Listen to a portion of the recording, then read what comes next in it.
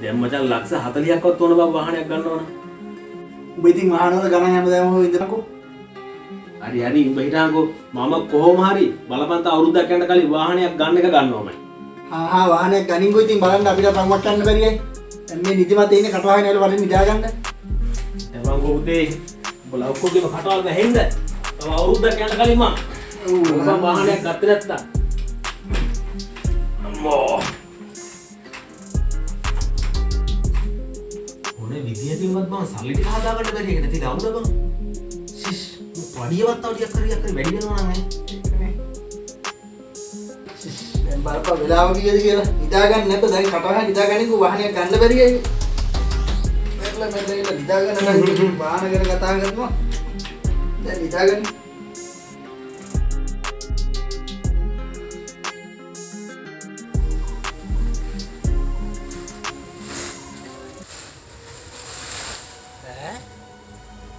පඩවි කුටියක් නේද කොහොම ඉන්නේ? මට උඩුවේ මෙහාට එන්නේ මේක. තේරෙන්නේ කොහොමද? කුටියක් දුවන දෙන්නේ නැත්නම් කරන්න දෙන එකම දේ දැනම ගාම ඔකේ පෙළෙ මිරිකෝන හරි. පරේ. එපා.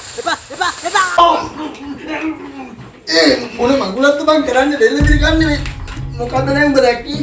ඈ? යාගන්ටෝ තමයි ඇඟට එන කුටියක් පයින්නවා දැක්ක බං? යා පොඩ්ඩේ මම මැරෙනවා. තාඩියක් දැම්මෝයි. මොනවද බං කරන්නේ මහස් ගාත ඔළුවේ තියාගෙන නිදා ගන්නවම ඉතිවිදෝ කියලා නිදා ගන්නින් බං මේ නිදා ගන්න නෑ මහන්දලා ඇවිල්ලා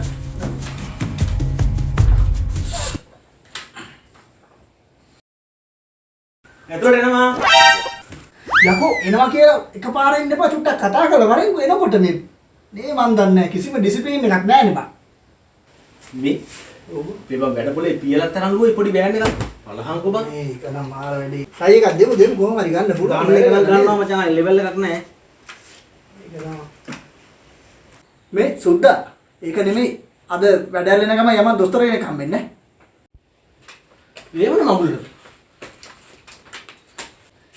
ඔබ වාහනයක් ගන්න කලින් එක්ක මම මෙතන මැරෙනවා බෙල්ල මිරි කළා දාලා ඒ හින්දා මං ගියා යමන් කියලා දොස්තර කෙනෙක් හම්බ මට ඒක මොකද බලගමු අර පිටරදී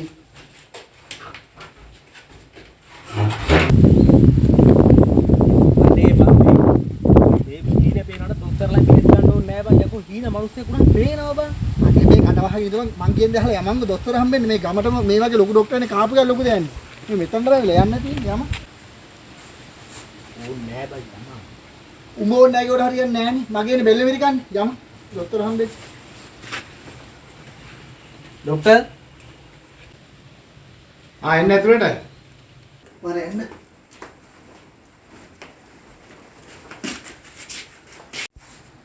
කවුද ලෙඩා මෙන්න මූ ඩොක්ටර් ඉඳ ගන්න බං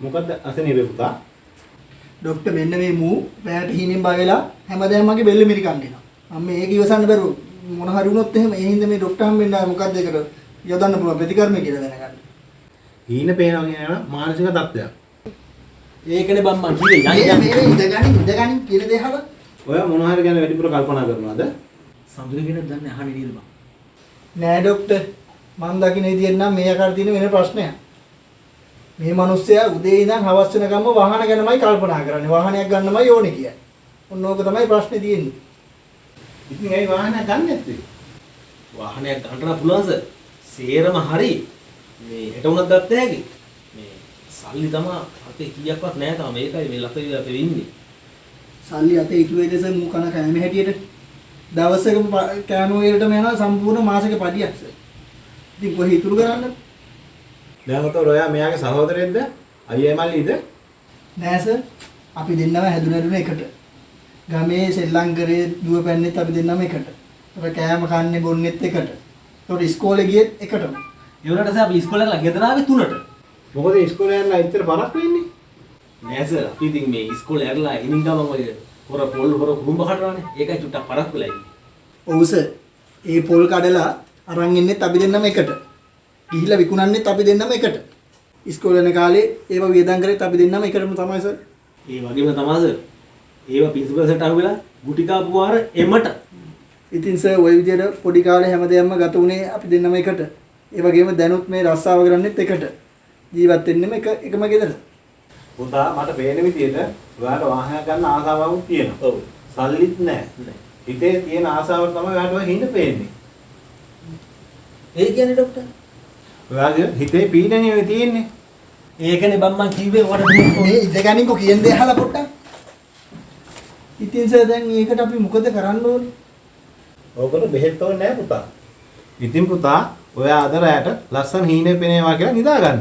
එතකොට ඔයාට ওই බහංකාර හීනේ පේන්නේ නැහැ. එතකොට මොනවද පෙනේ ඉදන්නේ නේ? එතකොට ඔයාට ලස්සන වාහන හීනේ පෙනේ. එතකොට ડોක්ටර් මම හීනෙන් වාහන එලවනවත් පෙනේ නේ? ඔව් ඔව් එහෙම පෙනේ. කමන්නේ ડોක්ටර්. මු ගිහින් හරි වාහනයක් කියලා වයි. එහෙනම් ડોක්ටර් අපි ගිහිල්ලා එන්නම්. හරි ගෙහෙන්න පුතා. ඒ කියන්නේ මම කිව්වේ බෙහෙත් ඕනේ නැහැ කියලා වරි ඉඳ බං.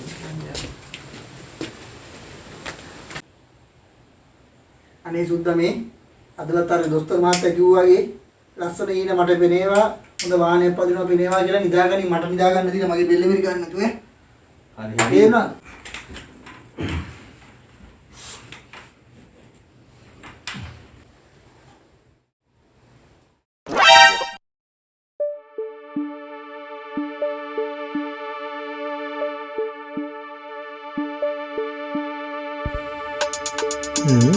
මේක මොකද යකෝ ජීර වටින්නේ නැත්තේ?